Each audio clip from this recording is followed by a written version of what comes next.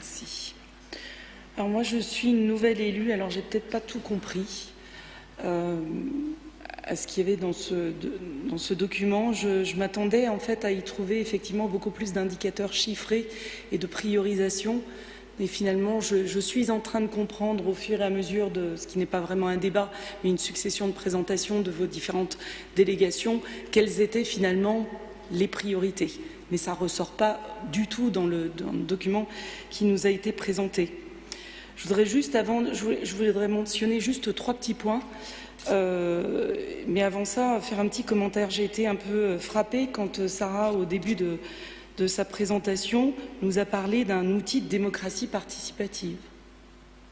Du coup, je m'interroge, quand est-ce que les citoyens ont été consultés finalement sur ces priorités?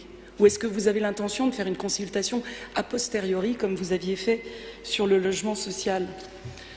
Enfin, c'est une vraie question que je me pose. On nous a parlé d'outils de démocratie participative, donc la question est assez légitime. Quand est-ce que les gens ont été consultés? Où vont-ils l'être? Je vous laisse me répondre là-dessus. Sur les points que je voulais mentionner, donc c'est des points un peu spécifiques qui sont dans le rapport. Un premier sur le soutien apporté aux associations. J'ai vu que la ville affirme mettre en œuvre une politique ambitieuse de subventions aux associations, 3 640 000 € l'année dernière, et donc prévoit en 2021 de conforter ce soutien aux associations. Donc bien sûr, on s'en réjouit, on a un tissu associatif très dense à Vitry, et notamment toutes les associations qui sont actives dans la solidarité que M. Ladir vient de citer en partie. Donc le soutien aux associations est absolument essentiel. Un peu plus loin dans le rapport, il est dit aussi que la municipalité cherche à répondre aux attentes fortes des Vitriots qui veulent être associés aux décisions municipales. Et donc je voudrais rappeler un point qui pour nous est très important, c'est effectivement la transparence.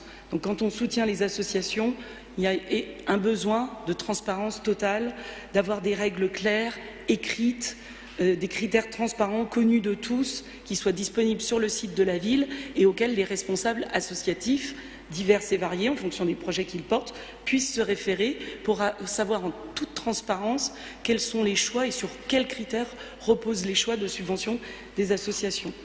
Donc ça me paraît être un point important que je n'ai pas vu dans le rapport. Ensuite, sur la tranquillité publique, je me posais une question. Il est indiqué qu'en 2021, la municipalité se fixe comme priorité, je ne vais pas toutes les lister, concernant la police municipale, le déménagement du poste de police municipale dans des locaux plus adaptés. Mais il n'y a aucune mention des effectifs.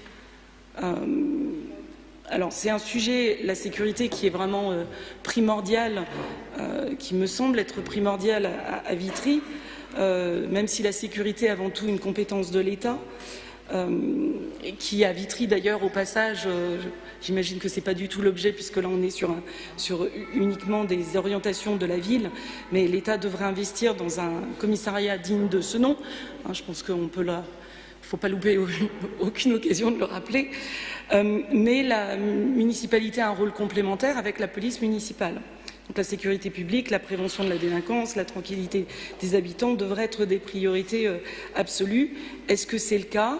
Il n'est pas du tout précisé quels seront s'il y a des objectifs particuliers de maintien de l'effectif, voire d'accroissement de l'effectif de la police municipale, qui, en fin d'année dernière, je sais que le chef du service avait démissionné. Est-ce qu'il a été remplacé? Est-ce que cet effectif va augmenter?